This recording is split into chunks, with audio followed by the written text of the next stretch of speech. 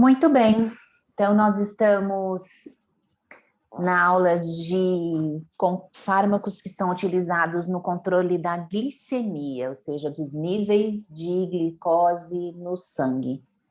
A gente vai estar falando de fármacos usados em distúrbios metabólicos, tá?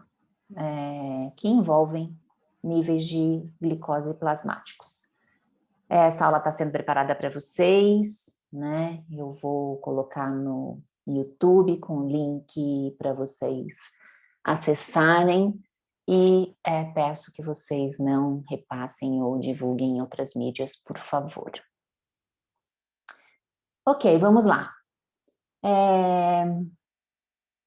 Glicemia, que é a taxa de glicose no nosso sangue. É considerada uma glicemia normal, uma taxa de 90 miligramas para cada 100 ml, que a gente acaba falando 90%. Não é a glicemia, o valor, né, rigorosamente esse, trata-se de média, né? É considerado uma glicemia adequada de jejum de 70 até 90, a partir de 90 já é considerado uma alteração no nível glicêmico do jejum, indicando uma predisposição a diabetes, ou se for superior a 180, é considerado diabetes. E a gente vai falar um pouco mais já já. Bom, essa fonte de glicose ela é predominantemente adquirida a partir da digestão de carboidrato. Esses níveis de glicose aumentam no sangue, e esse nível aumentado de glicose plasmático vai estimular as células beta-pancreáticas, que são as ilhotas de Langerhans beta, no pâncreas, a produzir e liberar a insulina. A insulina na corrente sanguínea vai ser distribuída aos tecidos, exceto ao sistema nervoso central, que não depende da insulina. A insulina se liga a esse receptor de membrana, vai ativar uma cascata de eventos que vai culminar com a abertura de canais para glicose. Essa glicose passa a entrar, então, na célula-alvo, e vai ou ser utilizada para o próprio metabolismo celular, ou dependendo do tecido, né, como acontece nos tecidos de reserva energética, que é o tecido hepático, músculo, essa glicose ela é transformada em glicogênio, até que esse glicogênio seja necessário para fornecer energia para o organismo. Aqui a gente tem a molécula, né, uma representação da molécula de insulina. Ela tem duas cadeias, uma cadeia A e uma cadeia B, ou alfa e beta, que são ligadas por 3 pontes de sulfeto. É uma proteína, então, de 51 resíduos de aminoácidos. Muito bem, aqui a gente tem o mecanismo de liberação da insulina. Como eu disse, são os níveis de glicose plasmáticos que vão estimular a liberação de insulina pela célula beta-pancreática. Isso se dá quando a glicose é transportada pelo transportador GLUT2, glicose entra na célula, vai entrar numa cascata, né, metabólica, gerando ATP. Esse ATP, ele se liga a um canal iônico de potássio, isso leva ao fechamento desse canal de potássio, gerando, então, uma mudança no potencial de membrana, que leva a uma despolarização dessa membrana, e isso ativa a abertura de canais de cálcio também, nessa membrana plasmática. Cálcio entra na célula. Um aumento nas concentrações de cálcio intracelular é que vai fazer com que as vesículas de insulina presentes no citosol sofram a exocitose e liberem a insulina na corrente sanguínea. Aqui, novamente, uma figura semelhante, com um pouquinho mais de informação, né? Um pouco mais de detalhes sobre esse mecanismo, né? Então, está aqui de novo a glicose entrando pelo GLUT2, dando origem, né, a piruvato, que vai dar origem a ATP. Esse ATP se liga a canais de potássio dependentes de ATP, que se fecham, e esse fechamento mantém a membrana despolarizada, abrindo canais de cálcio, e aí essas vesículas de insulina se acoplam à membrana e liberam insulina na corrente sanguínea. Aqui a gente já está apontando um mecanismo de ação de um fármaco usado em uma modalidade de diabetes, que são os agonistas dos receptores de sulfanilureia, que vão mimetizar esse efeito dos aumentos no nível de ATP. Muito bem. Como eu disse, então, há duas estratégias, né, da glicose na célula-alvo, ou ela vai se complexar formando glicogênio que é então armazenado no tecido de reserva energética, como por exemplo no tecido hepático, ou é usado dentro da célula para o seu próprio metabolismo. Ok. Quais são então as ações da insulina no organismo? Fazer com que a glicose seja captada por todas as células, exceto a do sistema nervoso central, que não precisam da insulina para a captação da glicose, fornecendo a energia necessária para o funcionamento dessa célula e também ativando os mecanismos de reserva energética nos tecidos de reserva energética, como o tecido adiposo, o tecido hepático e também tecido muscular. Quando os níveis de glicose, então, por conta da insulina, diminuem na corrente sanguínea, quando a glicemia cai, agora são outras células pancreáticas que estão presentes nas ilhotas de Langer, que são as células alfa, elas vão liberar um hormônio que é o glucagon. Glucagon, por sua vez, vai atuar naqueles tecidos de reserva energética, fazendo com que essa reserva energética seja liberada na corrente sanguínea para, então, prover o organismo de glicose para o seu metabolismo energético. Tá? Então, o glucagon tem um efeito contrário à insulina. Então, vai devolver a glicose para o sangue. E aí a gente fica ao longo do nosso dia, né, ou seja, 24 horas por dia, com esse equilíbrio dinâmico, né, hora insulina, hora glucagon, hora insulina, hora glucagon, mantendo os níveis de glicose plasmáticos dentro daquilo que é desejado para aquele momento fisiológico do indivíduo. Então, aqui essa figura mostra esse resumo dos mecanismos de insulina e glucagon em célula, né, e a ação produção das células beta de insulina e a produção das células alfa de glucagon. É um resumão. Bom, existem algumas falhas nesse controle energético, esse controle glicêmico. A principal delas é conhecida como diabetes. E hoje a gente tem caracterizado vários tipos de diabetes, sendo que 4 deles são os mais conhecidos, os mais estudados e também os mais frequentes. Diabetes do tipo 1, do tipo 2, do tipo 3 e do tipo 4. E nessa figura a gente tem a taxa de liberação de insulina nos 2 tipos de diabetes, tipo 1 e tipo 2, e também no indivíduo normal, né? Ou seja, no indivíduo que não tem uma falha na produção ou liberação de insulina.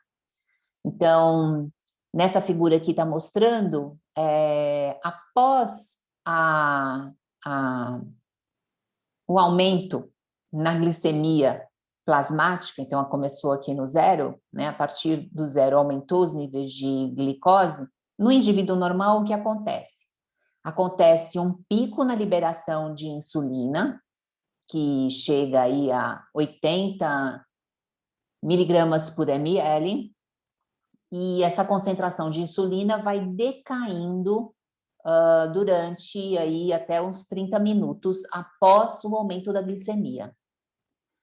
Naturalmente, ocorre um segundo aumento na secreção de insulina, só que em níveis menores do que aquele pico na primeira fase.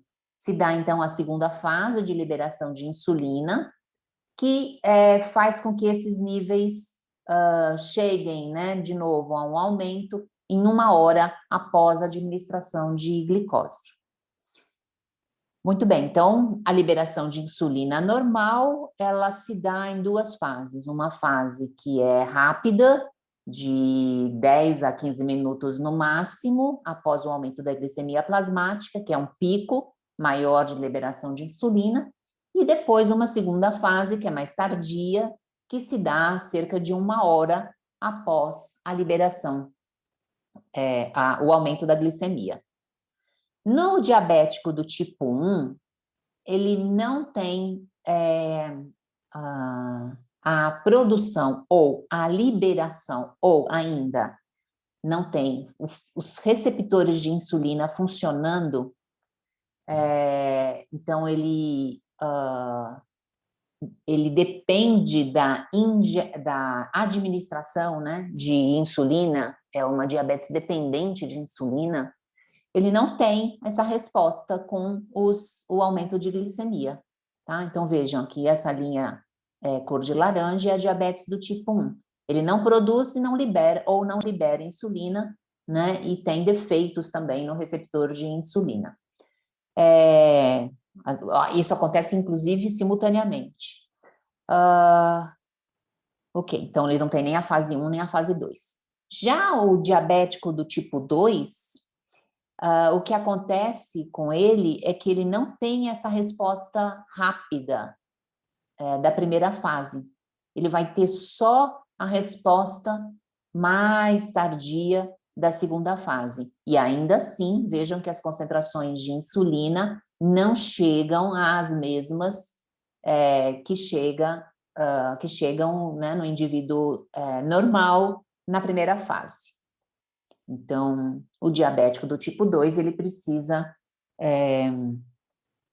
manejar a sua alimentação, a sua rotina, para evitar aumentos, né, grandes na glicemia, porque ele tem dificuldade em manejar essa captação de glicose por conta de níveis menores de insulina e também por conta de uma resposta mais tardia.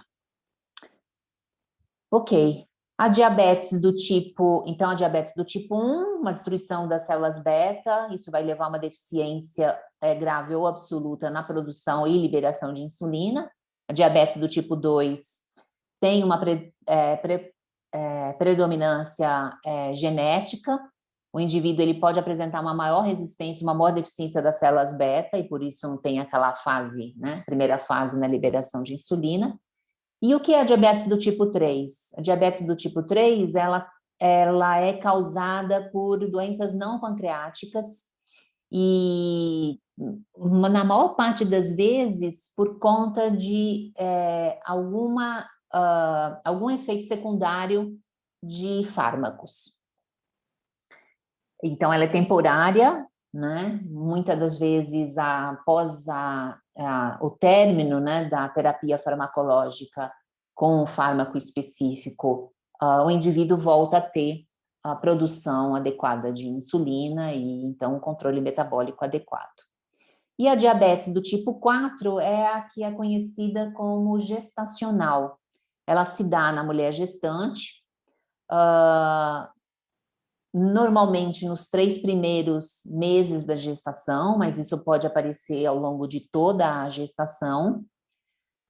Isso se dá, né, por uma anormalidade nos níveis de glicose. Parece que tem uma relação com aqueles hormônios placentários semelhantes à insulina, que vão, então, inibir a produção de insulina pancreática, mas isso ainda não é muito bem compreendido.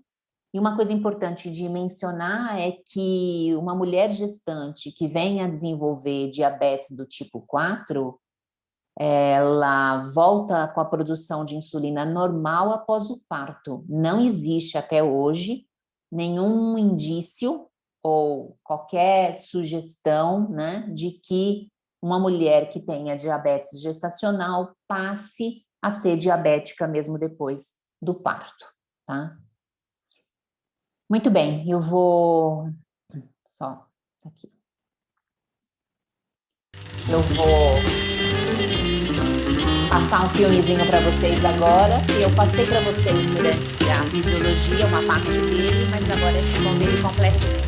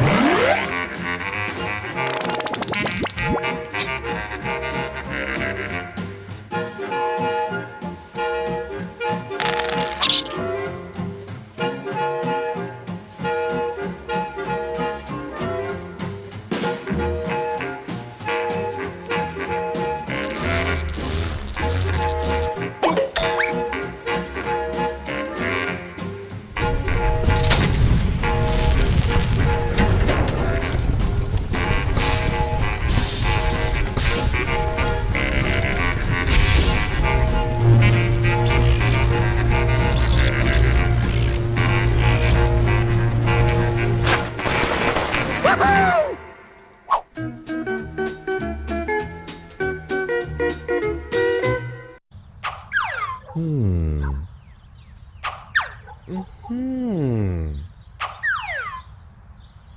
Uhum.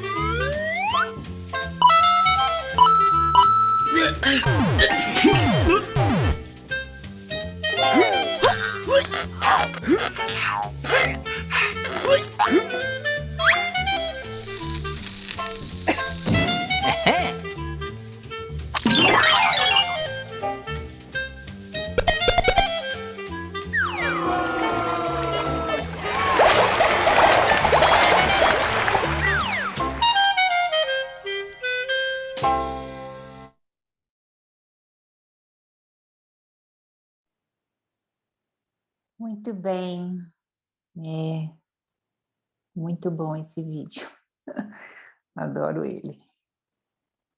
E resume bem, né? Resume bem o que se dá no caso da diabetes do tipo 2, né?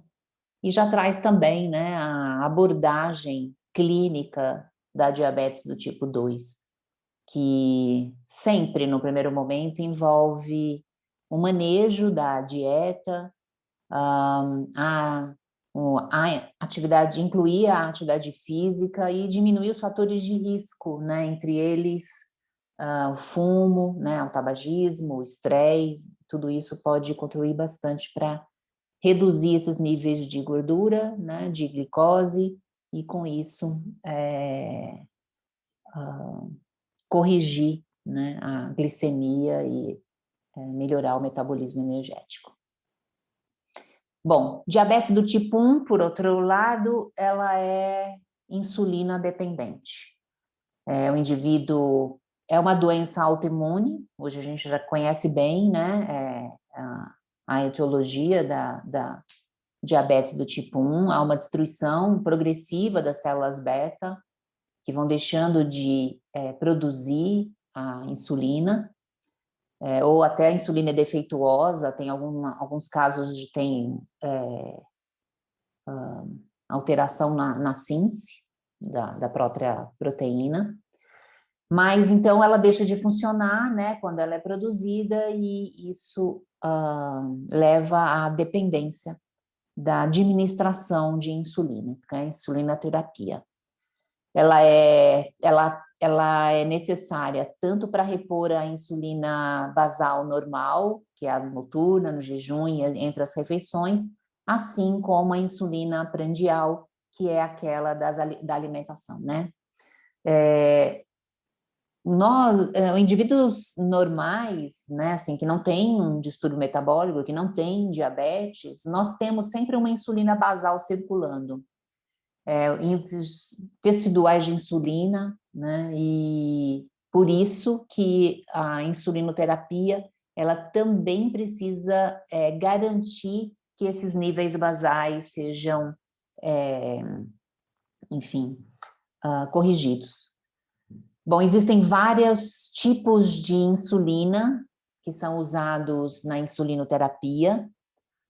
Insulinas de ação rápida, que tem aquele início rápido e curta duração de ação, então ela vai mimetizar muito bem aquela primeira fase no indivíduo normal, com aquele pico elevado e uma ação rápida de curta duração.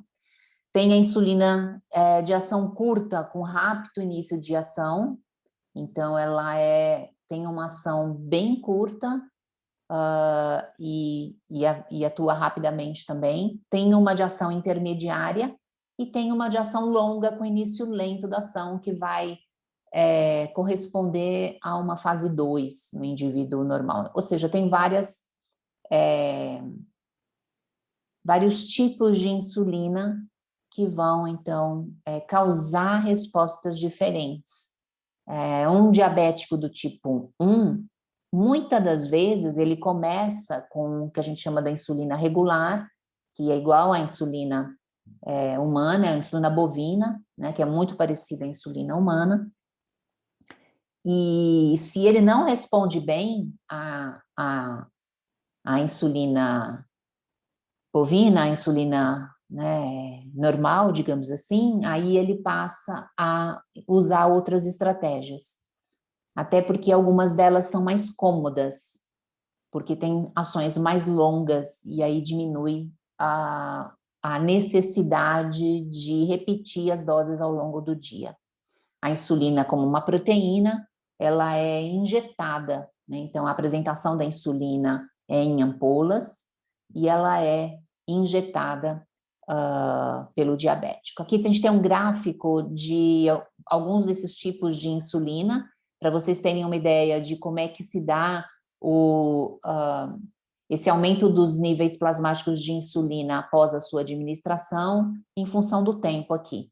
Então, vejam, aqui em preto, a gente tem a insulina, aquela insulina de ação curta e rápida, que são a aspartica, a lispro e a glusilina. Lispro é uma das mais conhecidas, né, no nosso mercado nacional. A insulina regular, né, que aqui está mostrado, né, como ela mimetiza uma resposta regular, digamos assim, no indivíduo. E aí a gente tem as intermediárias, a NPH é uma insulina intermediária, ela demora aqui até umas 5 horas para atingir o seu pico após a sua administração, e tem um efeito prolongado. A Determir é uma das insulinas de ação longa, prolongada, então veja que ela vai subindo lentamente os níveis de insulina até 12 horas, e aí vai diminuindo, ela permanece em circulação quase o dia inteiro. E aquela de duração, né, muito prolongada, é a glargina, ela é pouco usada no país, né, no mercado nacional, inclusive por conta de custo. Bom, como eu disse, a insulina ela é injetada, e já foram desenvolvidos no mercado vários aparelhos para favorecer e facilitar a administração da insulina, trazendo mais conforto ao diabético do tipo 1, né? E também aos do tipo 2 que acabam tendo que usar a insulina. Um dos sistemas é aquele das canetas, que são injetores portáteis. Há uma seringa interna, né, que contém, então, a insulina.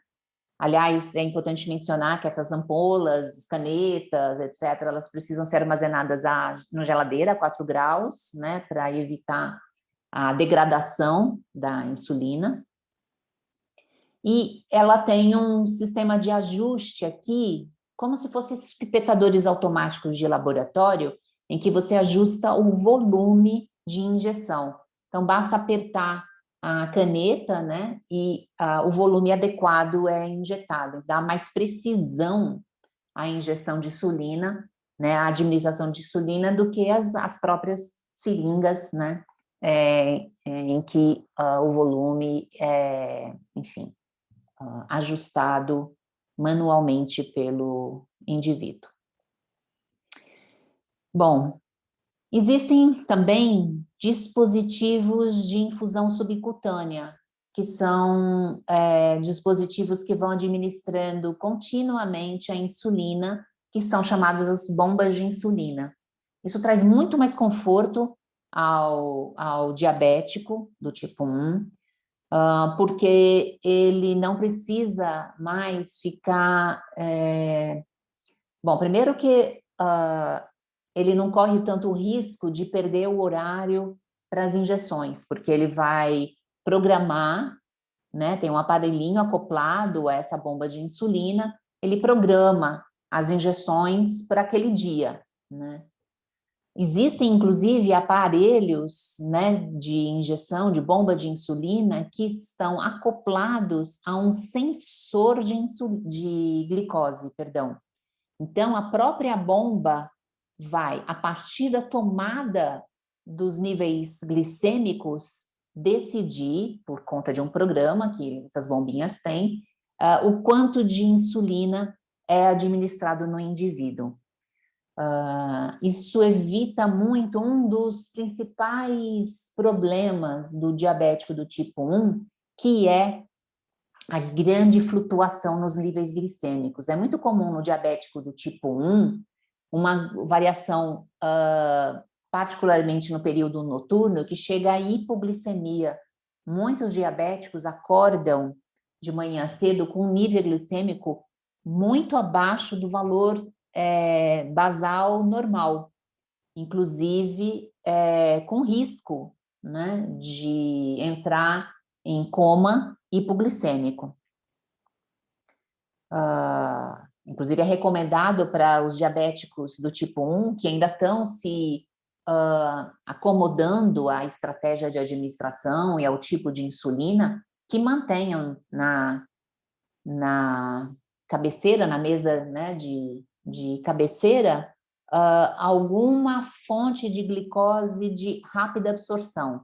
Existem alguns sachês, que são vendidos na farmácia, com glicose ou frutose em concentrações elevadas, que são pequenos saquinhos, iguais esses saquinhos de mel, que a gente, né, põe na boca, estoura e fica chupando, né, bebendo melzinho.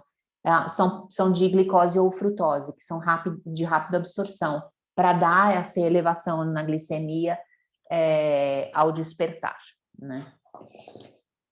Muito bem, então, existem esses dispositivos, né, que são super modernos e facilitam muito, né, o controle dos níveis glicêmicos, trazem conforto e segurança para o diabético.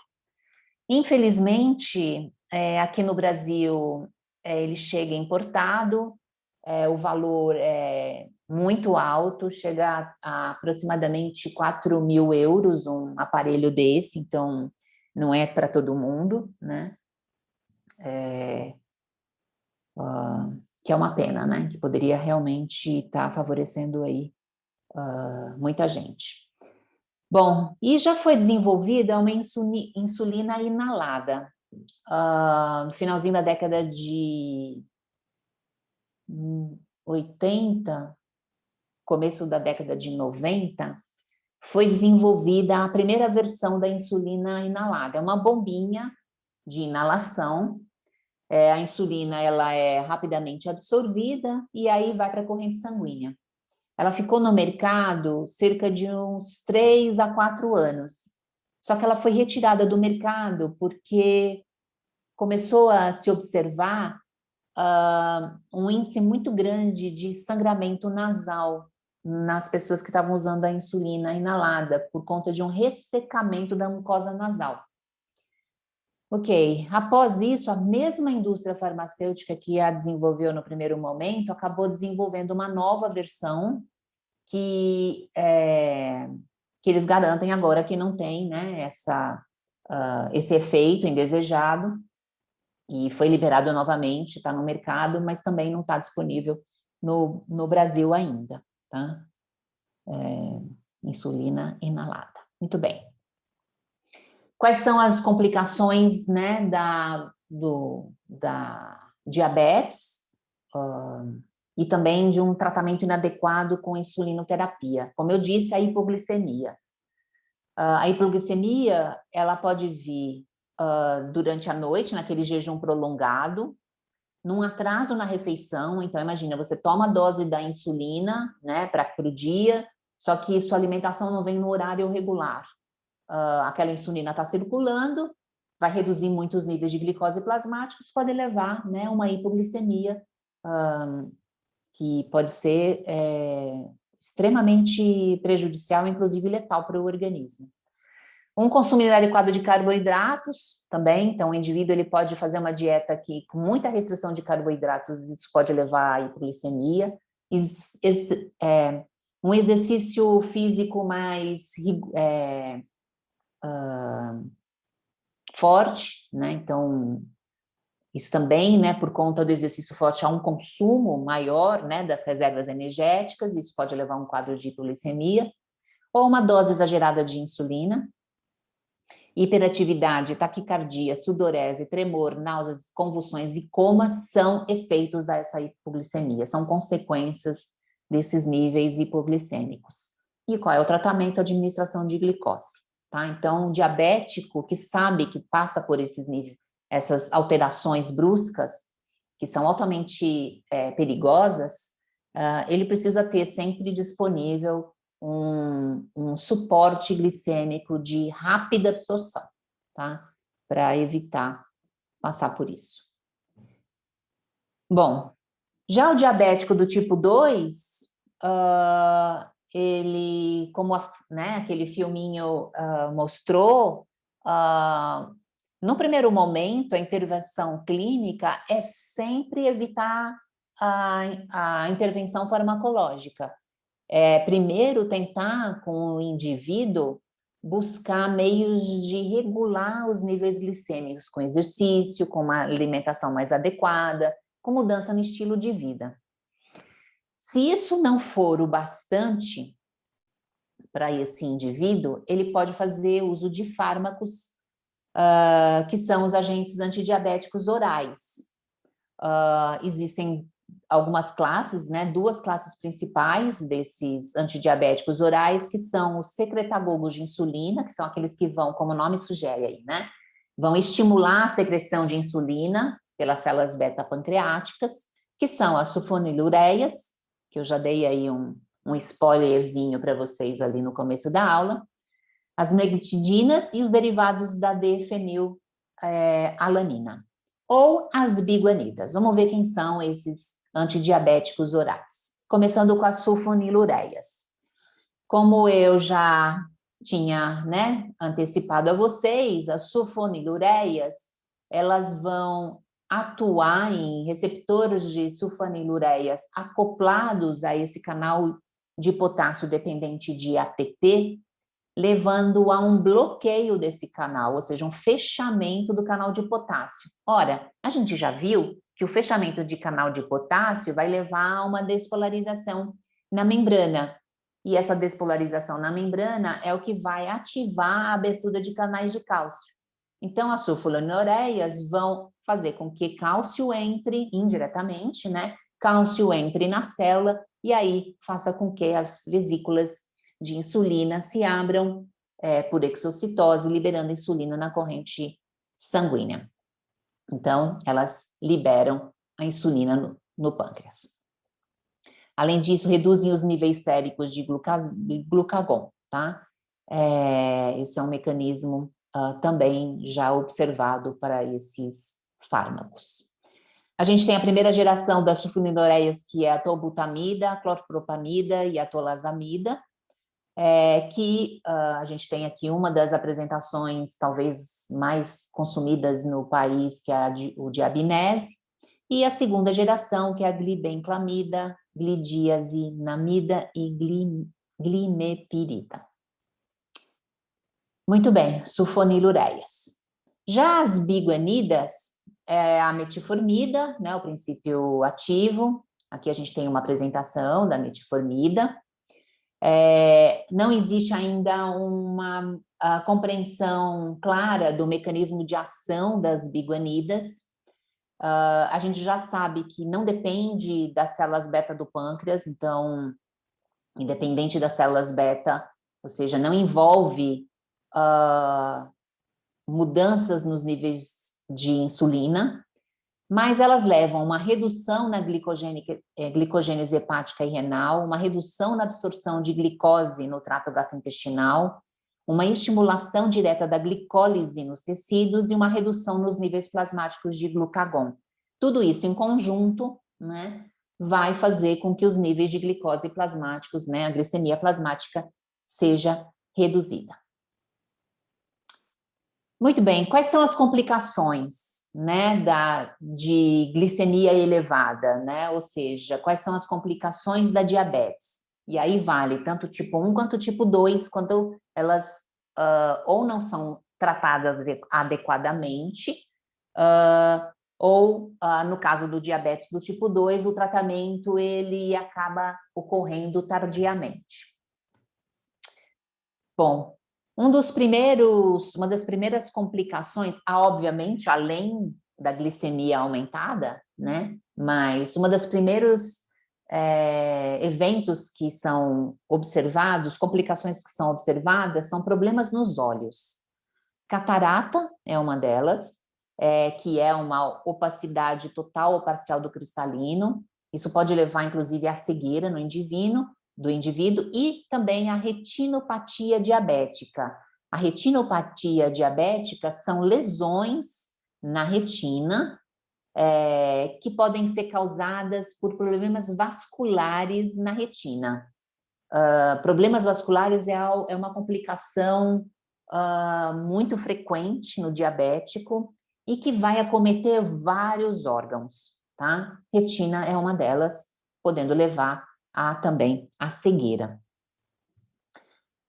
Uma outra complicação muito comum no diabético são problemas nos pés e na pele, causados por lesões nos vasos sanguíneos e também lesões nos nervos, nas terminações nervosas. Tá? Por que isso acontece? Os níveis aumentados de glicose e muitas vezes também de gordura plasmático, há um aumento na viscosidade sanguínea. Isso vai reduzir o fluxo sanguíneo. E essa redução no fluxo sanguíneo é principalmente deletéria nos vasos sanguíneos de menor calibre, levando inclusive a um entupimento de vasos que pode culminar com uma hemorragia, um extravasamento vascular, que é muito frequente na retina, por exemplo, né? Então, as lesões nos vasos sanguíneos, que também podem lesionar nervos. Então, isso é muito frequente aonde, né? em tecidos periféricos, né? Pés, por exemplo, principalmente também por conta da postura, né? Por conta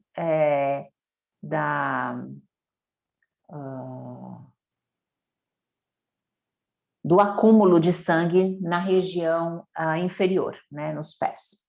Quais são os sintomas? Dormência, formigamento, dor nos pés e nas pernas, feridas, e por conta das feridas e uma baixa circulação sanguínea, isso pode favorecer a instalação de infecções bacterianas, né?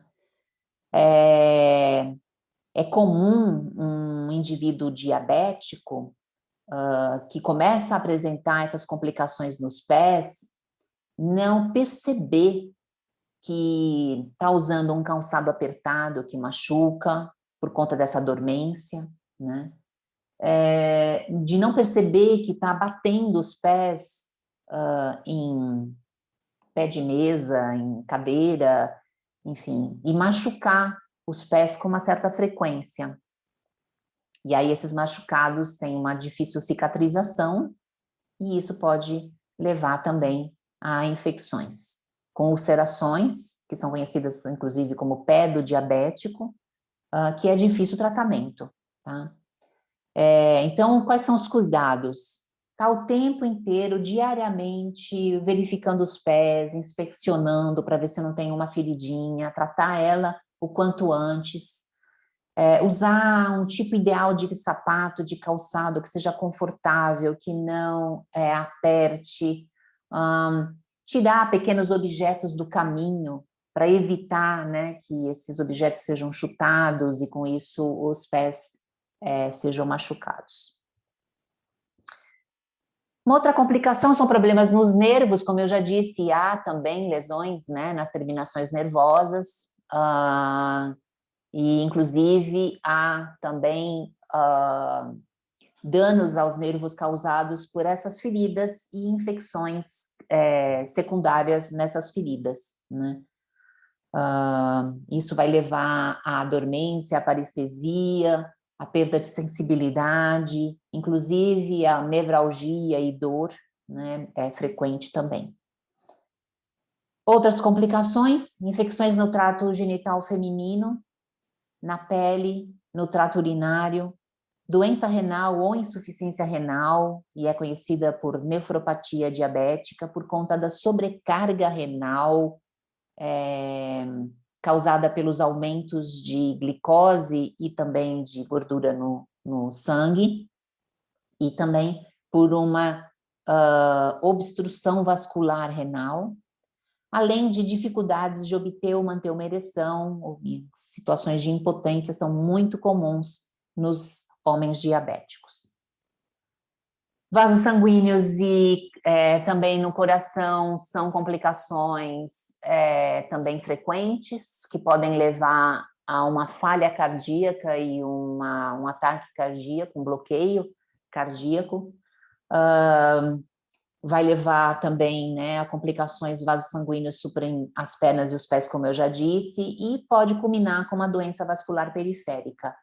Quais são os sintomas? Dor, sensibilidade, cansaço, queimação, desconforto nos músculos dos pés, das panturrilhas, nas coxas. É muito comum no diabético que não consegue controlar os níveis glicêmicos, sentir muitas dores nos membros, inclusive com muita dificuldade de dormir por conta dessas dores.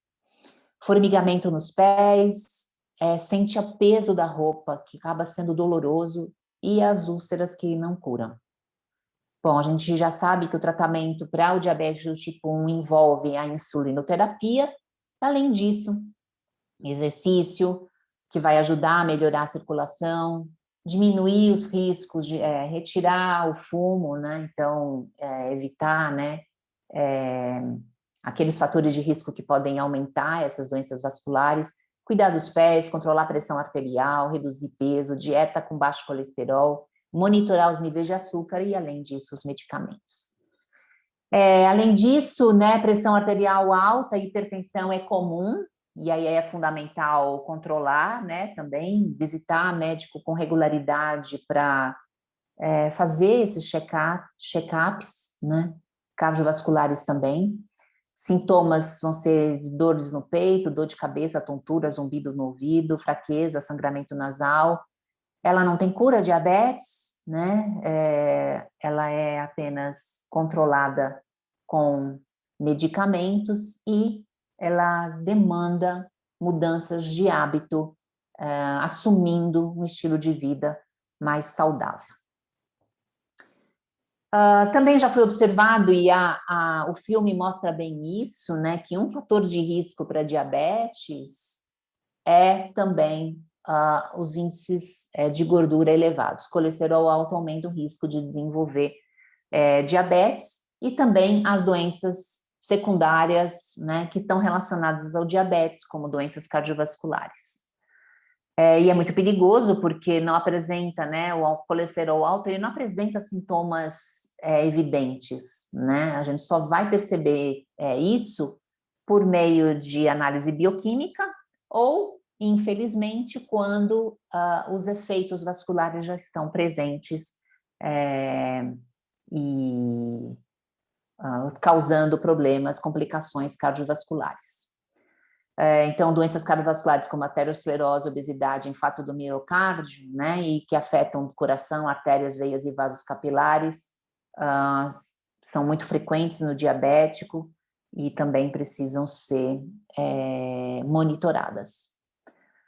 Vida sedentária, consumo excessivo de alimentos ricos em gorduras, sal e álcool estão relacionados, né, como fatores de risco para essas doenças cardiovasculares que aumentam as chances e a predisposição a diabetes.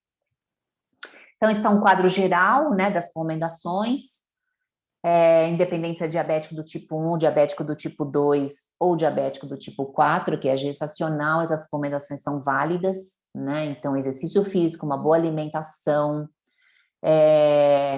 fazer visitas regulares ao clínico, ao dentista, ao cardiologista, ao oftalmologista, controlar o peso, né? Tudo isso é fundamental. Reduzir os níveis de estresse também, que isso aumenta a predisposição às doenças cardiovasculares e também ao risco de desenvolver diabetes. Existe todo um protocolo que é adotado na clínica para diabetes e também para outras síndromes metabólicas ou doenças metabólicas, né? Então, tem aí os quadros, depois vocês podem olhar com mais atenção, né?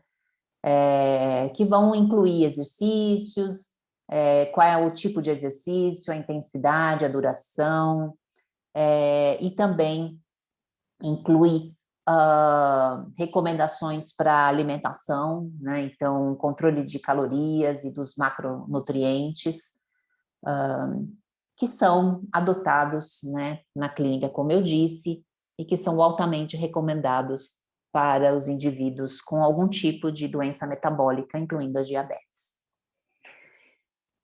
Muito bem, nós vamos falar agora de outras doenças metabólicas. Na verdade, a gente vai falar agora de algumas síndromes metabólicas e também das abordagens terapêuticas nessas síndromes. Síndrome metabólica, né, são transtornos complexos que vão estar sendo representados por um conjunto de fatores, ou seja, multifatorial, complexo, inclusive, né, que vão causar um aumento no risco cardiovascular, ou seja, um aumento no risco de desenvolvimento ou aparecimento, surgimento de doenças cardiovasculares. Geralmente estão associados à deposição de gordura e à resistência à insulina. Tá? E esse aumento na gordura e aumento na resistência à insulina, que leva a um risco aumentado de doença cardiovascular, tem sido responsável pelo aumento na mortalidade cardiovascular associada a síndromes metabólicas. Existe predisposição genética, há também como causa ou predisposição alimentação inadequada, inatividade física e tabagismo. Quais são os tratamentos farmacológicos? Então, a gente vai começar com uma delas, que é a obesidade, né? Então, a obesidade é uma síndrome metabólica, que tem, né, envolve aumento nos níveis de gordura e também aumento a resistência à insulina. Obesidade e diabetes caminham muito juntas, né? E associadas às doenças cardiovasculares. Então, existem alguns fármacos, né, disponíveis para o uso, né, na síndrome metabólica associada, na obesidade associada como síndrome metabólica, entre eles a sibutramina. Sibutramina é um antidepressivo, tem ação central, e ela age naquela região do sistema límbico, no hipotálamo, que é o centro da saciedade do apetite, reduzindo o apetite. Então, o indivíduo tem menos desejo de se alimentar, menos fome, né? Reduz o apetite e a vontade de comer. É um medicamento aqui tem uma apresentação dela, é um medicamento de uso oral, tratamento da obesidade. Ela vai levar à perda de peso através de um duplo mecanismo. Que duplo mecanismo é esse? Reduz a ingesta de alimento, por conta da redução do apetite e aumento da saciedade, e também diminuição da fome, prevenção no declínio do gasto energético, que vai seguir a perda de peso. Tá? Então, ele continua a gastar energia, mesmo tendo se alimentado menos, tá? Reduzindo com isso o peso. Como é que ele age, então, né? Então, aqui a gente tem um lembrete dessa região, né, do sistema límbico, onde estão os núcleos relacionados ao centro do apetite e ao centro da saciedade. O centro do apetite envolve uma sinapse serotoninérgica e o centro da saciedade é noradrenérgica.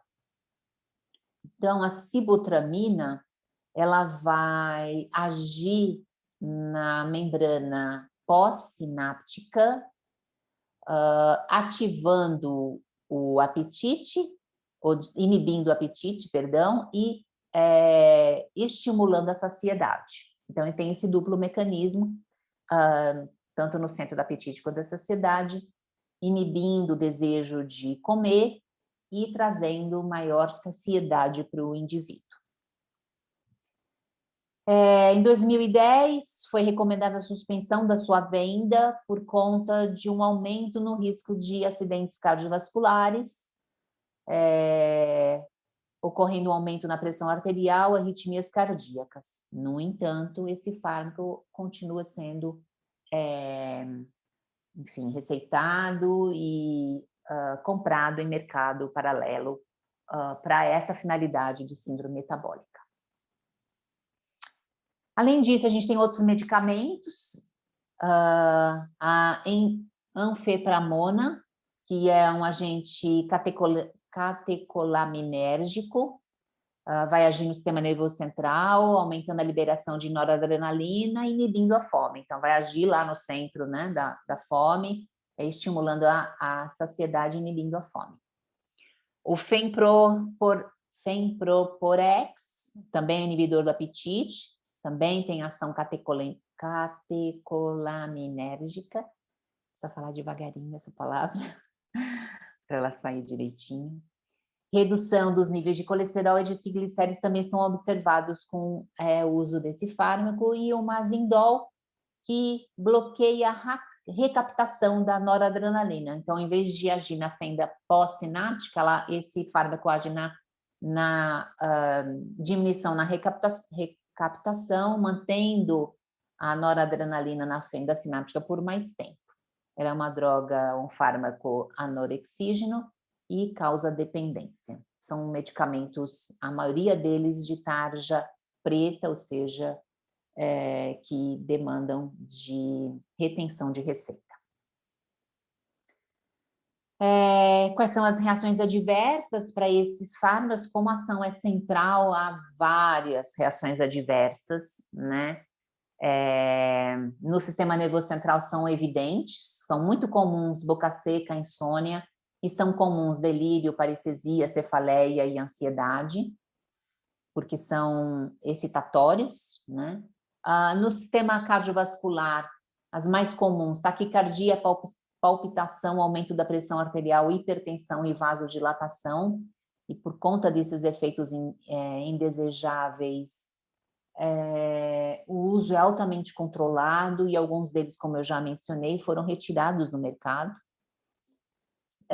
Reações adversas no sistema gastrointestinal, muito comum é a prisão de ventre, a constipação, e também náuseas e piora na hemorroida, para quem tem predisposição à hemorroida, na pele, sudorese, funções sensoriais, alteração no paladar, o indivíduo, inclusive, perde o paladar, né, que faz uso contínuo desses fármacos, vai perdendo essa sensação, né, do gosto do alimento. E para finalizar, uma das abordagens que vem sendo utilizadas cada vez mais, com mais frequência, e que não está aprovada para essa finalidade, é o uso da gonadotrofina coriônica humana, o HCG. Quem que é o HCG? O HCG é uma glicoproteína hormonal produzida pela placenta humana, ou seja, durante a gestação, pela mulher. Ela é como né, disse, é uma proteína formada por uma cadeia alfa de 92 resíduos de aminoácidos e uma cadeia beta de 145 resíduos, ou seja, uma proteína grande. Aqui tem uma representação gráfica das duas cadeias proteicas, alfa e beta. Como eu disse, é o hormônio exclusivo na gravidez, e é por isso, inclusive, que é utilizado como um marcador de gestação, o HCG.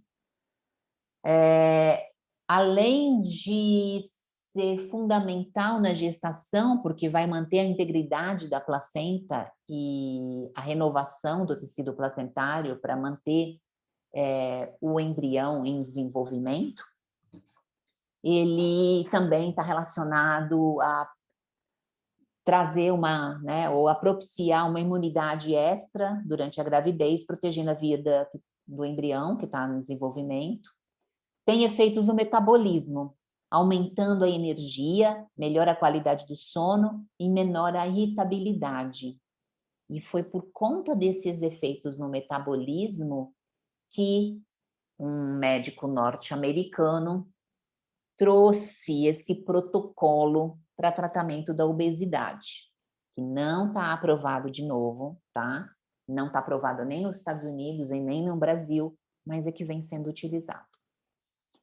Então, é por conta desses efeitos, né, aumentando a energia no indivíduo. Para propiciar na gestação, isso faz com que a mãe se prepare para ter maior disponibilidade energética para prover ao embrião que está em desenvolvimento. É também um marcador tumoral, a subunidade beta é secretada por alguns tipos de câncer e é um indutor da ovulação, podendo aumentar a fertilidade. Muito bem.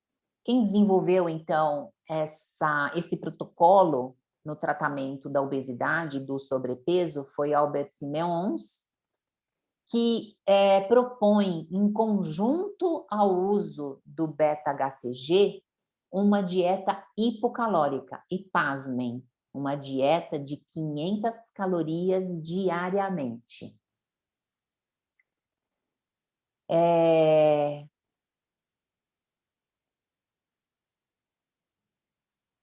uma dieta muito drástica, né? Ela é baseada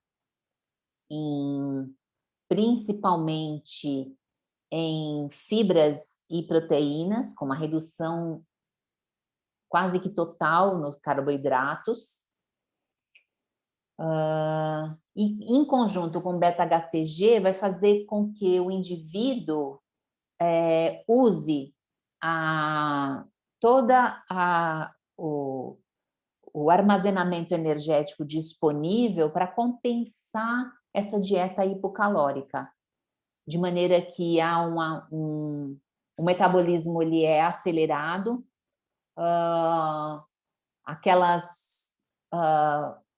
como eu disse, reservas energéticas são requeridas, são demandadas, então há queima de gordura, né? Há quebra de gordura, há uso de glicogênio hepático e muscular, e tudo isso, aumentando o metabolismo, vai gerar uma queda no peso, uma diminuição no peso corpóreo.